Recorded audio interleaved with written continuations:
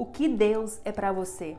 Quando vem as lutas, os problemas, quando o inferno se levanta, quando vem as guerras, você realmente confia em Deus? Dando continuidade à série Aprendendo com Salmos, hoje iremos para a parte 2 do Salmo 18. No verso 2, o salmista ele diz o seguinte: O Senhor é o meu rochedo e o meu lugar forte, e o meu libertador, o meu Deus, a minha fortaleza em quem confio, o meu escudo, a força da minha salvação e o meu alto refúgio. Quando o inferno se levantava contra Davi para o matar, muitas das vezes por meio de Saul, por meio do seu próprio filho Absalão e de tantos outros inimigos que se levantaram contra Davi, mediante as circunstâncias que o homem, segundo o coração de Deus, enfrentava, Deus era tudo para ele. Aqui no Salmo 18, no verso 2, o salmista inicia dizendo: O Senhor é o meu rochedo. Ele está dizendo no sentido de força e no sentido de imobilidade. É como se ele dissesse: o Senhor é a minha confiança e o meu suporte certo que não muda. A rocha, ela representa firmeza. E eu te pergunto, nas batalhas da vida, você tem permanecido firme em Deus? Você permanece firme confiando no Senhor? Ou diante das circunstâncias,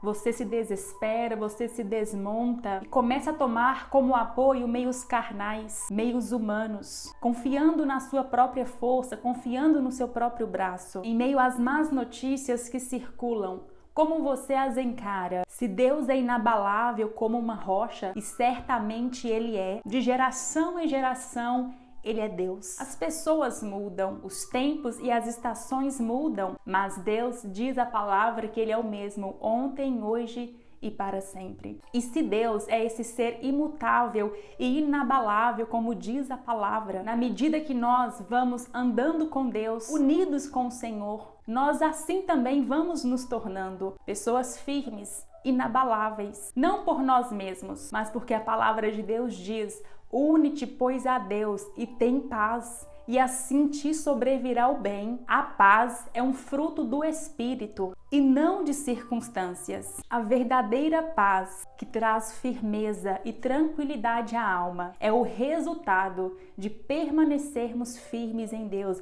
de permanecermos no Senhor. No Evangelho de João, no capítulo 15, no versículo de número 4 em diante, o Senhor Jesus, ele disse o seguinte: Estai em mim e eu em vós. Como a vara de si mesma não pode dar fruto se não estiver na videira, assim também vós, se não estiverdes em mim. Eu sou a videira, vós as varas. Quem está em mim e eu nele, este dá muito fruto, porque sem mim nada podereis fazer.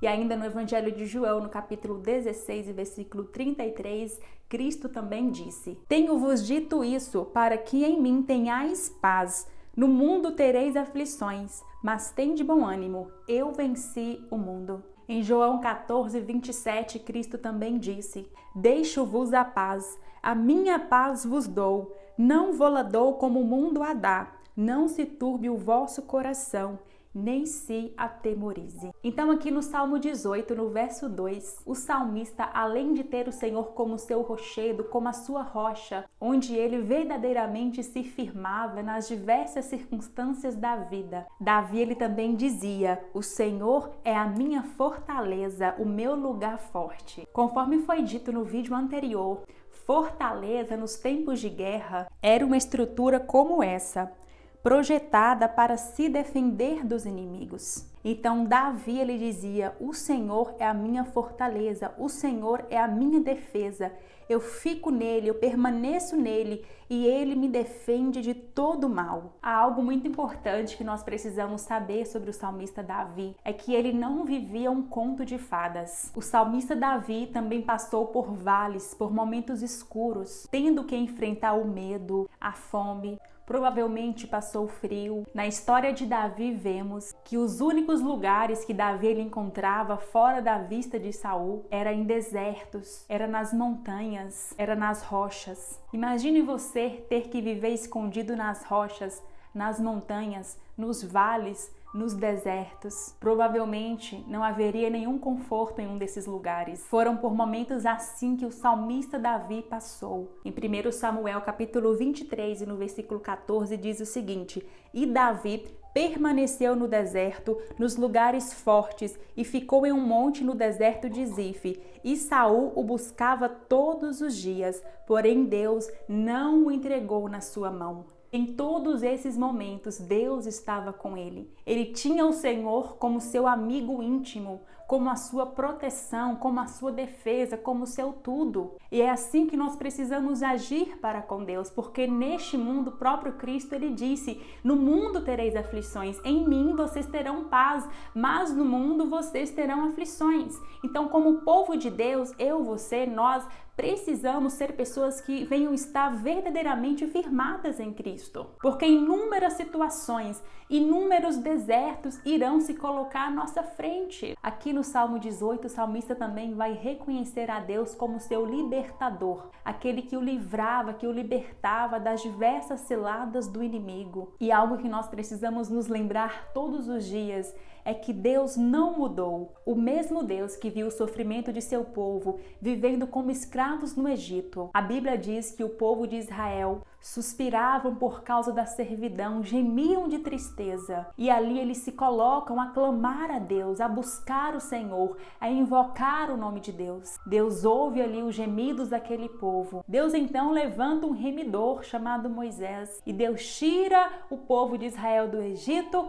como em asas de águia. Em 1 João 3,8 diz que para isto o Filho de Deus se manifestou, para desfazer as obras do diabo. Hoje nós temos Cristo para conosco. Ele diz: achegai-vos a mim e eu me achegarei a vós. Corra para Cristo. Em João 8,36 diz: se pois o Filho vos libertar, verdadeiramente sereis livres. E ao ser alcançado por Cristo, fique com Ele. Não o deixe jamais. Não troque por nada, nem pelo pecado, nem pela mentira, nem por meios humanos, ou por nenhuma outra coisa. Em Gálatas 5 diz: estai, pois, firmes na liberdade com que Cristo vos libertou, e não torneis a meter-vos debaixo do jugo da servidão. Então aqui no Salmo 18, além do salmista reconhecer o Senhor como a sua rocha, como a sua fortaleza, como o seu libertador, ele também vai dizer: o Senhor é o meu escudo, ou seja,